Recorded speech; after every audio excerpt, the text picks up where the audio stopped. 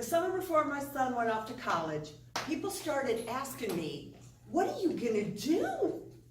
You're gonna be all alone. I said, hey, I got a plan.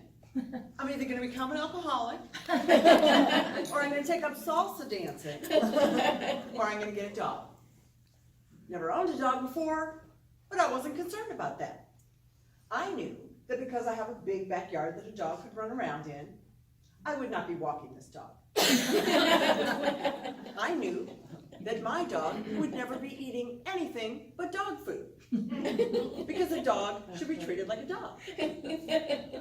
And I knew I wanted a rescue puppy, so that anytime I wanted, I could look that dog straight in the eye and say, you know, I saved your life. I liked Lily the minute I met her. She was fit and healthy, not too big, not too small. She wasn't a gorgeous dog, but she had a certain character about her. She was attentive, but not needy, spirited, but not hyperactive. In other words, she was exactly like me. When I got Lily home, we went in the backyard and I threw a ball for her to fetch. She was not in the mood. It was around supper time, so I fed her. She did not feel like eating. We did not seem to be bonding. Lily, would you like to go for a walk? I did not know at the time what every dog owner in this room already knows. That to a dog, a walk is like Christmas, the Super Bowl, and Las Vegas all rolled into one. The sights, the sounds, the excitement. There might be other dogs out there. There might be squirrels. There might be an abandoned, half-eaten box of chicken McNuggets lying on the ground. Let's go!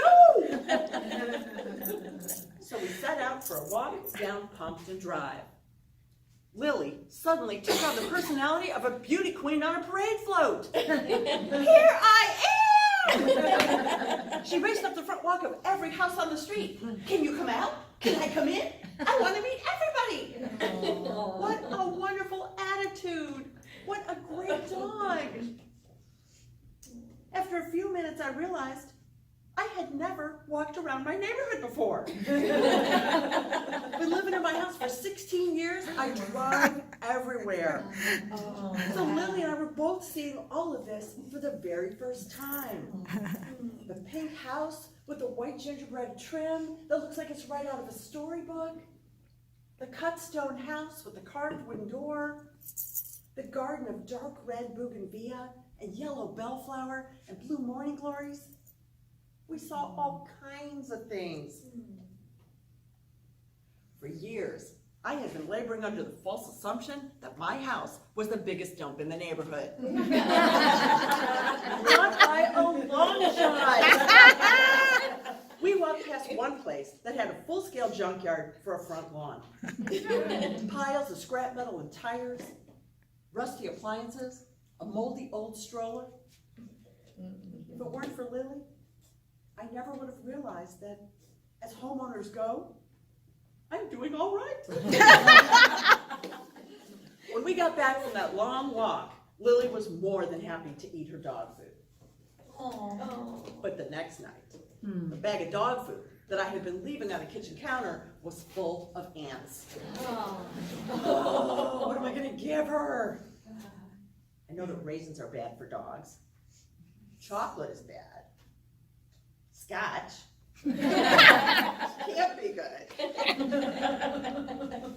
Lily, would you like an HEB single serving size beef pot roast? Well, she seemed to like the sound of that. And she certainly liked the smell of it when it was cooking in the microwave. And when I put it down on the floor for her, her tail was wetted like a windshield wiper in a thunderstorm. And when she was all done, she looked up at me and said, I love you, Amy Salmon. If it weren't for Lily, I never would have realized that at my age, I still have the capacity to take on something entirely new. Something huge. I have added 7 hours of walking to my weekly schedule.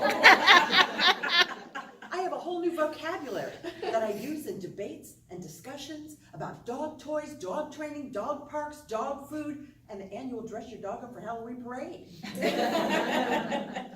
I have a whole new perspective on life. I used to go to parties to check out the guys.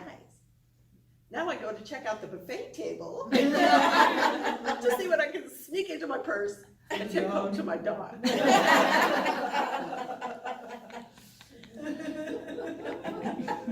The first 3 nights I had Lily, she slept in her crate. On the 4th night, I decided to take a chance, and I invited her to sleep on the floor in my room. If there were any surprises in the morning, I would accept the consequences. Well, I did get a surprise in the morning.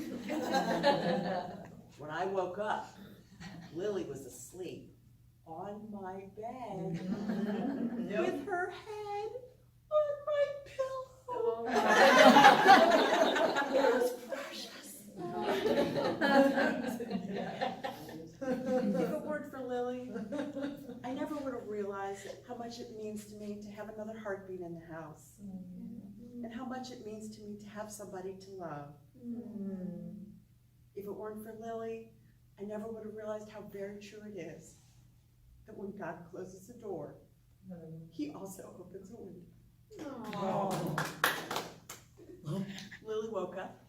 She looked me straight in the eye and said, "You know, I saved your life."